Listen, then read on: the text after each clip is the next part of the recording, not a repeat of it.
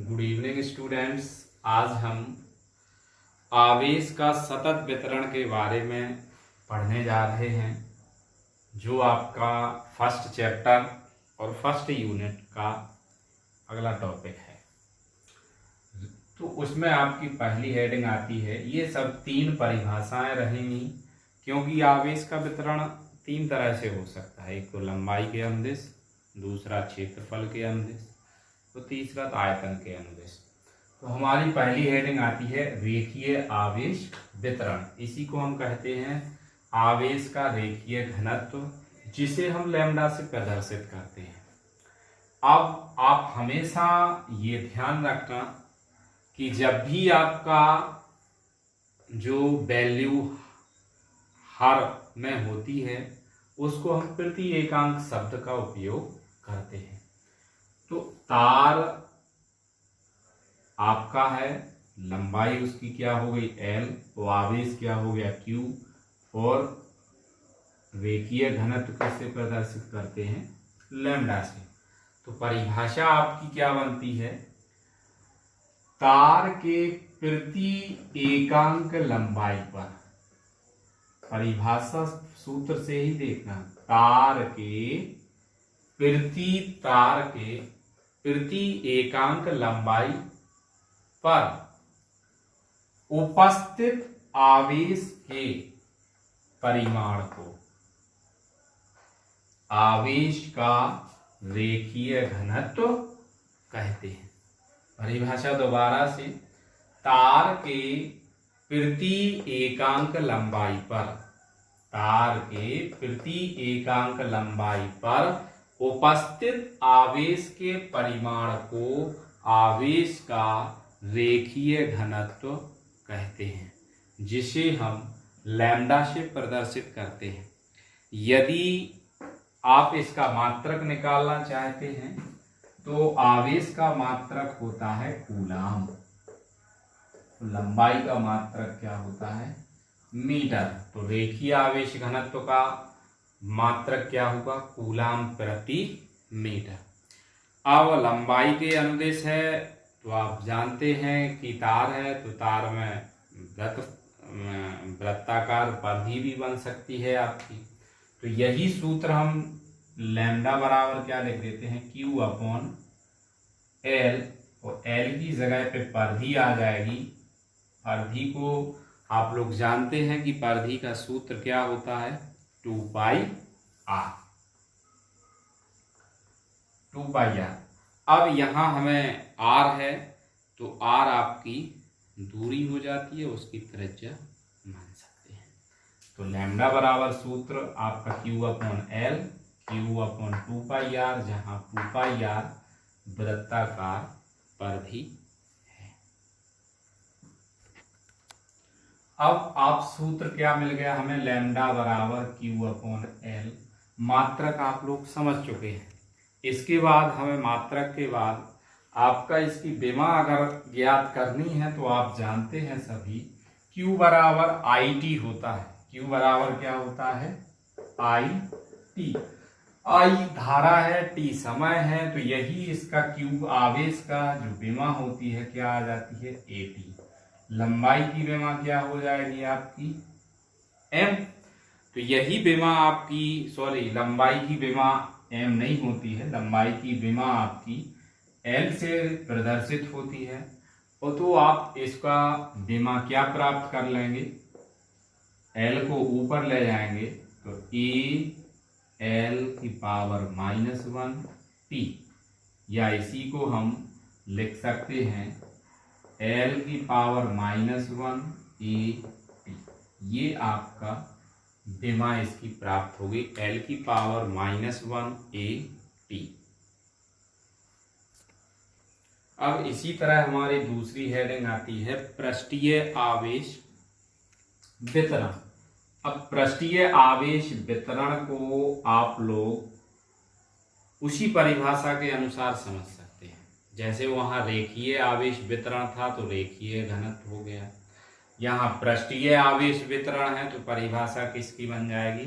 पृष्ठीय घनत्व की, अर्थात आवेश का पृष्ठीय घनत्व। अब यहाँ हम आप जानते हैं कि रेखीय आवेश को हम लैम्ब्डा से प्रदर्शित कर चुके हैं, तो पृष्ठीय आवेश घनत्व को हम सिग्मा से प्रदर्शित करते हैं। आवेश है तो आवेश ही रहेगा, और किस पे वितरण हो रहा है, क्षेत्रफल पर। तो इसका हमने कि सिग्मा बराबर क्या लिख दिया है, Q/A। तो अभी हम इसके सूत्र का से पहले विमा निकालते हैं। विमा अभी क्या आपने समझी, AT होती है Q की, तो क्षेत्रफल की विमा क्या हो जाएगी, L²। तो सिग्मा बराबर विमा क्या प्राप्त होगी आपको, L⁻²AT। इसी के अनुसार यदि हम इसका मात्रक निकालना चाहते हैं तो आपका मात्रक क्या हो जाएगा, कूलाम प्रति मीटर स्क्वायर। ये आपकी इसकी मात्रक और विमा हो गई है। यहाँ आप कंफ्यूजन में नहीं रहना कि हेडिंग डलवाई जा रही है आपको, पृष्ठीय आवेश वितरण और परिभाषा बन गई है पृष्ठ घनत्व की। एक्चुअल में यहाँ पर पृष्ठ पर आवेश का वितरण होता है, तो परिभाषा हम पृष्ठीय आवेश के पृष्ठीय घनत्व की रीडिंग करते हैं। क्वेश्चन में आपका यही क्वेश्चन आएगा कि पृष्ठीय आवेश घनत्व किसे कहते हैं, या आवेश का पृष्ठ घनत्व किसे कहते हैं।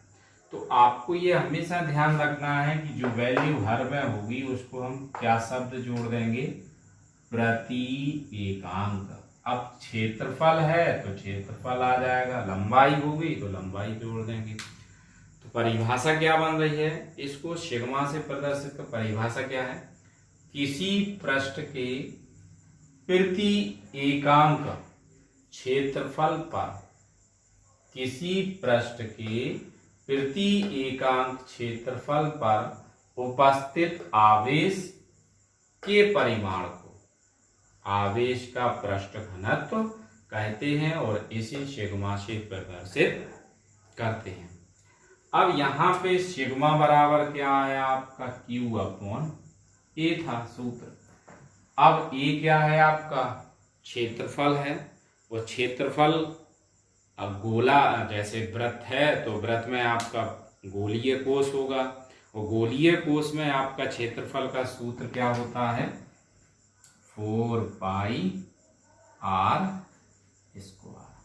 क्योंकि हम प्लेट लेंगे तो प्लेट आपकी गोलीय होती है, और गोले का क्षेत्रफल क्या होता है, 4πr²।